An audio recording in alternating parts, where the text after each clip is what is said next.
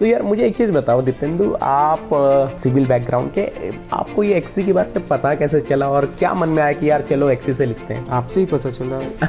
आप ही अवेयरनेस फैलाए थे इसके बारे में। आपका मेन एम क्या है? आपने गेट एक्सी पेपर लिख लिया, अब यहाँ से आप क्या अचीव करना चाह रहे हैं गेट एक्सी के स्कोर के थ्रू? तो वो पढ़ने के बाद समझ में आ गया, हाँ ये बन जाएगा, ये उतना भी डिफिकल्ट नहीं है जितना लोग डराते हैं। Hello Negi soldiers. तो बेटा आज मेरे साथ मेरा बच्चा दीपेंदु जुड़ा है, Dipendu Banik, and he secured all India rank 34 in GATE 2026 XE paper. Congratulation बेटा। थैंक यू छोड़ दिया। Thank you sir. दीपेंदु सबसे पहले यार थोड़ा सा अपना एजुकेशनल बैकग्राउंड, फैमिली बैकग्राउंड बताओ। सर मेरा एजुकेशन बैकग्राउंड जो है, मेरे मम्मी पापा दोनों ही ग्रेजुएट है, मम्मी पोस्ट ग्रेजुएट भी है। वाओ। वो दोनों कैलकाटा यूनिवर्सिटी से है। हाँ हाँ। तो मैंने मैंने 12th के बाद जेई और WB जेई दिया था।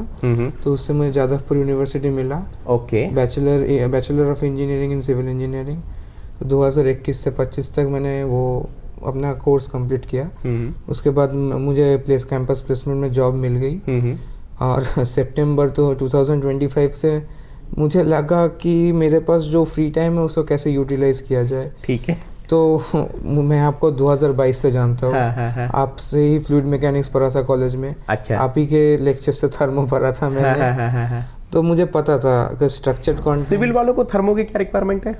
हमारे कोर्स वर्क में सर एक इलेक्टिव सब्जेक्ट होता है, उसमें हम लोगों को थर्मो पढ़ाया गया था। तो उसके लिए मैंने आपसे फॉलो किया। तो मुझे पता था आपसे ज़्यादा स्ट्रक्चर्ड कंटेंट फ्लूइड मैकेनिक्स के लिए एंड थर्मोडायनामिक्स के लिए कहीं नहीं मिलेगा। पूरा यूट्यूब ढूंढने के बाद भी नहीं मिलेगा। हेलो नेगी सोल्जर्स, मैं हूं आपका अपना नेगी सर। और यस, पिछले 15 साल से मैं गेट ESC PSUs के लिए एस्पिरेंट्स को पढ़ा रहा हूं, मोटिवेट कर रहा हूं, गाइड कर रहा हूं। मेरी गाइडेंस में बहुत सारे बच्चों ने ऑल इंडिया रैंक 1 हासिल करी है, 2 हासिल करी है, 3 हासिल करी है और बहुत सारी रैंक्स आई हैं। अगर आप भी एक अच्छी रैंक पाना चाह रहे हैं तो ज्वाइन करें अनअकैडमी के न्यू बैचेस, जहां पर मैं आपको पूरा थर्मल, फ्लूइड एंड सॉम पढ़ाने वाला हूं। सी यू लाइव। तो मुझे लगा, और 2025 पे मैंने एक्सी दिया था। अच्छा। उस वाले में उतना अच्छा नहीं हुआ क्योंकि मैंने आपका वो इंस्ट्रक्शन फॉलो नहीं किया था। टाइम नहीं मिला था कि आपने बोला था कि ज़रूर एक्सी के एक्स्ट्रा टॉपिक्स करके जाना। मैं गया था, 3 या 4 क्वेश्चंस आए थे और डिफिकल्ट वाले आए थे। ऐसे नहीं कि डेफिनेशन से आगे वो नहीं आए थे। तो इस बार मैं वो रिस्क नहीं लिया। मैं पहले दूसरा कुछ करने से पहले एक्स्ट्रा टॉपिक पहले किया। तो वो पढ़ने के बाद समझ में आ गया, हाँ ये बन जाएगा, ये उतना भी डिफिकल्ट नहीं है जितना लोग डराते हैं। तो वो पोटेंशियल फ्लो मैंने पढ़ लिया, वो 3 स्पेशल फ्लोज आपने जो पढ़ा है वो पढ़ लिया। उसके बाद मैं अपने पुराने नोट्स जो लेके आया था नया शहर, वो पढ़ा। जो उसमें से भूल गया था या गलत किया था वो वीडियोस देख लिया। आपके संकल्प के लेक्चर सीरीज है 2025 के 26 के, वो जितना हो सके देख लिया। ठीक है। और उसके साथ मैंने अपना मैथ्स का प्रिपरेशन जारी रखा। क्योंकि देखिए, आप फ्लूइड मैकेनिक्स में वो काइनेमेटिक्स में वेक्टर कैलकुलस बहुत यूज होता है 100%। तो मैंने क्या किया, वेक्टर कैलकुलस फ्लूइड मैकेनिक्स पढ़ने से पहले वेक्टर कैलकुलस पूरा रिवाइज कर लिया। ठीक है। तो उससे वेक्टर कैलकुलस के क्वेश्चंस भी बन गए और फ्लूइड मैकेनिक्स के भी बनने लगे। फिर आप कॉची-रायमन इक्वेशंस यूज करते थे। तो उसकी वजह से कॉम्प्लेक्स भी पढ़ लिया था। ऐसे कर लिया।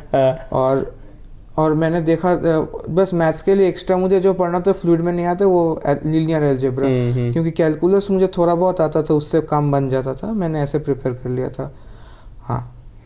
तो यार मुझे एक चीज़ बताओ दीपेंदु, आप ऑलरेडी मतलब सिविल बैकग्राउंड के, आपको ये एक्सी के बारे में पता कैसे चला और क्या मन में आया कि यार चलो एक्सी से लिखते हैं? आपसे ही पता चला। आप ही अवेयरनेस फैलाए थे इसके बारे में। जब से 2021 से मैंने आपका वीडियोस जब पिछले 2021 से देखना शुरू किया था, तब आपने ही बोला था कि XE is the key, XE is future. तो आपसे ही पता चला। ओके। गुड।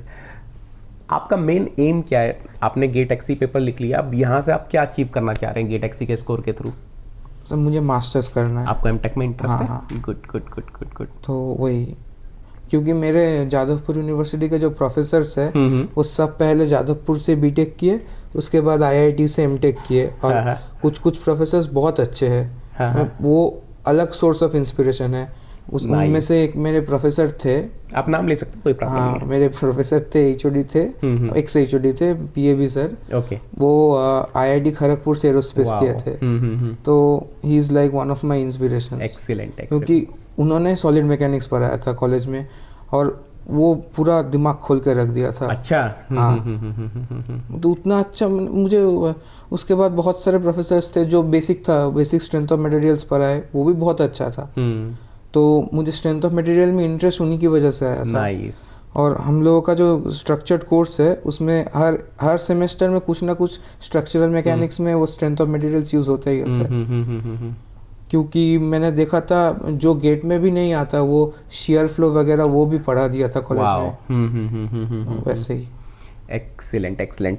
तो आपका इंटरेस्ट है मास्टर्स करने का ना, एरोस्पेस में ही होगा फिर? हाँ सर। जब इंस्पिरेशन ही हाँ, एरोस्पेस हाँ। बैकग्राउंड से है तो आई कैन अंडरस्टैंड। अच्छा, मुझे एक और चीज़ बताओ, आपका टीचिंग में इंटरेस्ट है क्या कुछ? क्योंकि आपने जो वो एनालॉजी दी है कि पहले जादवपुर से बीटेक किया और फिर एमटेक करके और फिर वापस प्रोफेसर यहाँ बने हैं, वैसा कुछ है दिमाग में? रिसर्च में थोड़ा सा इंटरेस्ट रिसर्च में इंटरेस्ट है, बट टीचिंग में ऐसा फिलहाल कोई इंटरेस्ट नहीं है। सर, वो डेवलप करना पड़ेगा, क्योंकि टीचिंग ना एक मैं बोल रहा हूँ, सामने वाले को समझ नहीं, वैसे नहीं चलेगा। टीचिंग में दोनों को कनेक्ट करना पड़ेगा। True true, that is very important actually. हाँ। That is very important. ठीक है, तो उम्मीद करता हूँ यार, आपको कहाँ है आपका इंटरेस्ट वैसे? आईआईसी बैंगलोर का एरोस्पेस है या कुछ है ऐसा दिमाग में? ना सर, जहाँ पे मिल जाए। जहाँ पे मिल जाए बस, एरोस्पेस चाहिए। गुड गुड गुड गुड, मिल जाएगा यार आराम से। आपका गेट स्कोर कितना है? 758। आराम से मिल जाएगा। जनरल कैटेगरी ना? हाँ सर, मिल जाएगा, आराम से मिल जाएगा एरोस्पेस। और ठीक है, एक्सीबी एक्सीडी, एक्सीबी में कितने मार्क्स हैं? सर 33 होने वाले थे, 31 आए। किसकी वजह से? वो वाले क्वेश्चन की वजह से। लेकिन ठीक है, अगर कॉन्सेप्चुअली गलत हूँ तो मुझे कुछ नहीं बोलना, वो मिस्टेक हो गया था मुझसे। नहीं, एक्चुअली ना पता, उस क्वेश्चन में थोड़ा सा एम्बिग्युइटी तो थी। That is the reason why I said XE के साथ साथ एसी डी और दे दो। पता नहीं उनके दिमाग में क्या हो कि एसी हटा दिया। रखना चाहिए, मतलब अगर मेरे पास वो कंटेस्ट आता डेफिनेटली मैं एसी को भी रखता। मैं वही पे कंफ्यूज हुआ था एग्जाम में। हाँ। मुझे लगा वो पॉइंट के बारे में ही पूछ रहा है। नहीं दिया बस। ठीक है। तो एक्सीबी के एक्स्ट्रा टॉपिक्स आपने कहाँ से किए थे? आपसे ही किए थे। अच्छा। आपसे जो वो मैंने यूट्यूब पे पढ़ा है वहाँ से किया। सफिशिएंट है वहाँ कंटेंट जितना मोर अवेलेबल देन है? सफिशिएंट है। आपने जो करवाया उसके रेस्पेक्ट में बहुत इजी आया था। वो एवरेज वेलोसिटी का कॉन्सेप्ट यूज करके वो प्लेन पार्शियली फ्लो में आ गया था। वो तो देखने से ही बन जाता है। इनफैक्ट अगर आपको डिराइव नहीं किया, नोट्स पढ़ के चला गया, तो वहाँ पे तो हाईलाइट करके लिखा हुआ था ये फॉर्मूला, ये इतना ही आएगा। दीप्तेंदु यार, मुझे एक चीज़ बताओ, आप रिवीजन किस तरीके से करते थे? सर, रिवीजन में शॉर्ट नोट्स बना के कर लेता था। बनाए शॉर्ट नोट्स? ओके। तो बेसिकली आपने शॉर्ट नोट्स बनाए और फिर शॉर्ट नोट्स की हेल्प से रिवीजन किया और लिख कर रिवाइज करते थे? लिख कर रिवाइज करते थे। अच्छा, जब रिवीजन आप करते थे तो क्या कुछ क्वेश्चंस आप सॉल्व भी करते थे, मतलब उसके साथ साथ, कि सिर्फ ड्राई रिवीजन? ना, ड्राई रिवीजन मुझसे नहीं होगा। मुझे क्वेश्चंस करना ही करना है। Good good good good. और वो करते करते एक बार, दो बार, 3 बार रिवीजन करते करते मुझे कुछ क्वेश्चंस के आंसर याद होने लग गए। वो लॉन्ग टर्म में अच्छा नहीं है कॉन्सेप्ट के लिए, लेकिन एग्जाम के लिए वो इम्पोर्टेंट है। Of course.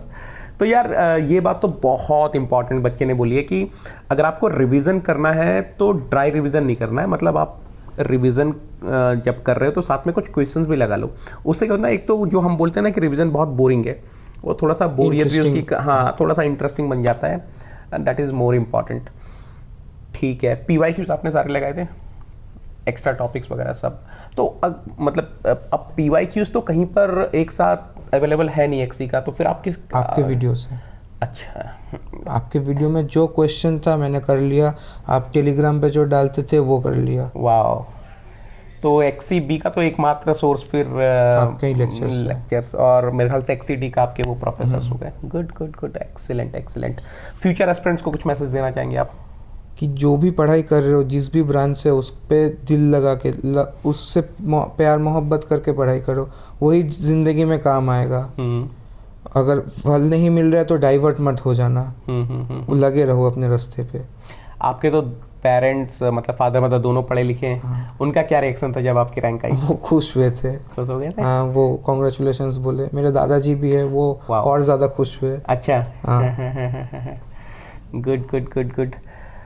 Thank you so much बेटा दीप्तेंदु for joining us and all the best for your future endeavors. Thank you sir. All the best. God bless you बेटा.